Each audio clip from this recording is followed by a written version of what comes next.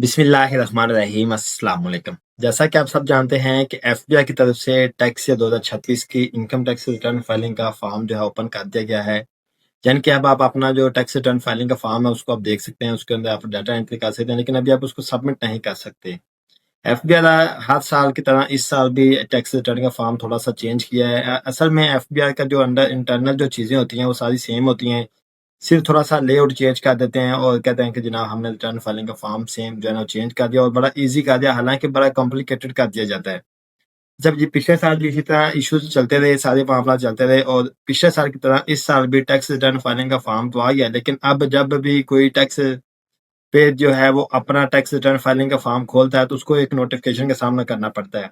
और नोटिफ़िकेशन क्या है? नोटिफ़िकेशन जैसे ही आप टैक्स या रिटर्न फाइलिंग जो है वो ओपन करने लगते हैं, तो आपको एक इम्पोर्टेंट नोटिस आता है, your profile is not updated since July 1 2025। Please proceed to update your profile before initiating your income tax return, यानी कि आप अपनी इनकम टैक्स रिटर्न फाइल करने से पहले अपनी जो प्रोफाइल है उसको अपडेट करें। अब ये जो नोटिस आ रहा है, ये जो एरर आ रहा है, इसको हम कैसे खत्म कर सकते हैं? इसको हम इसके अंदर हमने क्या चीज़ें डालनी है अपनी प्रोफाइल के अंदर? आज हम ये देखेंगे और मैं प्रैक्टिकली आपको करके भी दिखाऊँगा। तो कुछ चीज़ें होंगी जिनको मैं हाइड करूँगा, क्योंकि अगर मैं उनको ओपन करूँ, तो वो चीज़ें जो है वो यहाँ पे जो है ना कॉपीराइट का इश्यू आ जाता है। तो इसलिए मैं जो क्योंकि यूट्यूब की पॉलिसी है कि हम जो है किसी की पर्सनल इन्फॉर्मेशन शो नहीं कर सकते। सो मैं जो चीज़ों को जो है ना थोड़ा-सा हाइड करके आपको दिखाऊँगा, लेकिन आपको प्रैक्टिकली दिखा दूँगा कि कहाँ पे क्या चीज़ आपने ऐड करनी है। तो इसके लिए आपने करना क्या है, आप जैसे ही आप यहाँ पे रिटर्न पे क्लिक करेंगे, यहाँ पे डेट सेलेक्ट करेंगे, आप कंटिन्यू करेंगे, ये नोटिस आएगा, इसके ऊपर आपने यहाँ पे अपडेट प्रोफाइल के ऊपर क्लिक कर देना है। अपडेट प्रोफाइल पे क्लिक करेंगे, सबसे पहले तो ये वाला आपके पास इन्फॉर्मेशन का फॉर्म आ जाएगा। यहाँ पे आपने देख लेना है कि आपका नाम, आपका इंग्लिश में नाम, उर्दू में नाम, आपका date of birth, CNIC, mobile number, सारा कुछ यहाँ पे ठीक आ रहा है, क्योंकि ये जो डाटा है ये लिया जाता है नाज़ा से। तो बाद का नाज़ा में जो चीज़ें जो जैसे डली होती हैं वैसे ही यहाँ पे शो हो जाती हैं। तो ये आपने सारी चीज़ें अच्छे तरह आपने तसल्ली कर लेना है और ये देख लेना है कि आपकी सारी चीज़ें बिल्कुल ठीक है, एक्यूरेट है। अच्छा, ये जब चीज़ आप सारा कुछ देख लेंगे, अपना मोबाइल नंबर, ईमेल सब कुछ अपना कर लेंगे मैच, उसके बाद आपने करना क्या है, आपके पास ये देखिए ऊपर ये 5 से 6 टैब आ रहे हैं, इनके अंदर आपने जो है ना रेलेवेंट टैब के अंदर आपने जो रेलेवेंट इन्फॉर्मेशन ऐड करनी है। क्या इन्फॉर्मेशन ऐड करनी है? जैसे में सबसे पहले तो आपने क्या है, सोर्स ऑफ इनकम। आपने यहाँ पे अपना सोर्स ऑफ इनकम बताना है कि आप जो रिटर्न फाइल कर रहे हैं, आप जो जो सोर्स ऑफ आपकी जो कमाई का ज़रिया है वो क्या है? ठीक है? उसके लिए आपने यहाँ पे प्लस पे क्लिक करना है। तो यहाँ से आपने बताना है क्या आप सैलरी ले रहे हैं?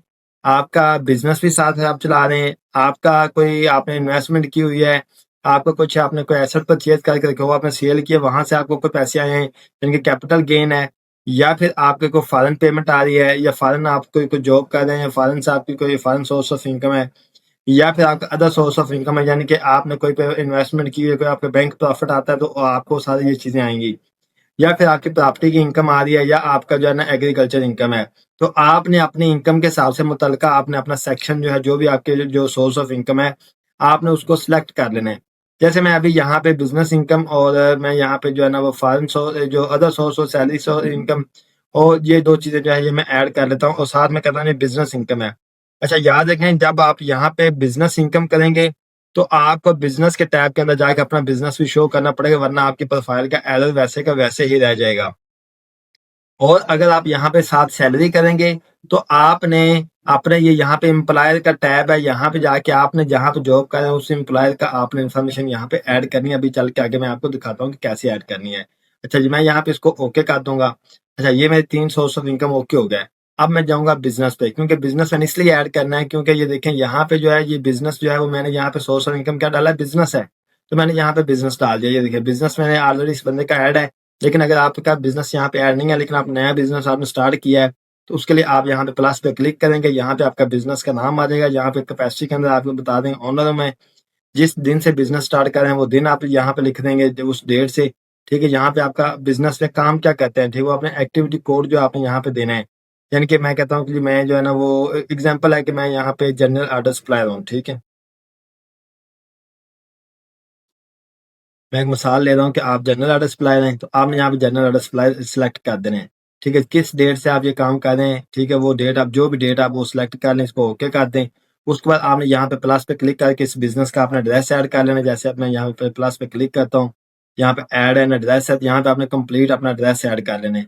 ठीक है, जैसे टाइप के अंदर जो जाके आप यहाँ पे प्रॉपर्टी का कर लेंगे, उसके बाद फार्म क्या है, दुकान है, शॉप है, घर है, जो है वो भी कर लेंगे। तो यहाँ कंप्लीट अपना एड्रेस देंगे, ओके करेंगे तो आपका बिजनेस जो है यहाँ पे ऐड हो जाएगा। अच्छा, मैं अभी फिलहाल बिजनेस ऐड नहीं कर रहा क्योंकि ये मेरा यहाँ पे ऑलरेडी बिजनेस ऐड है।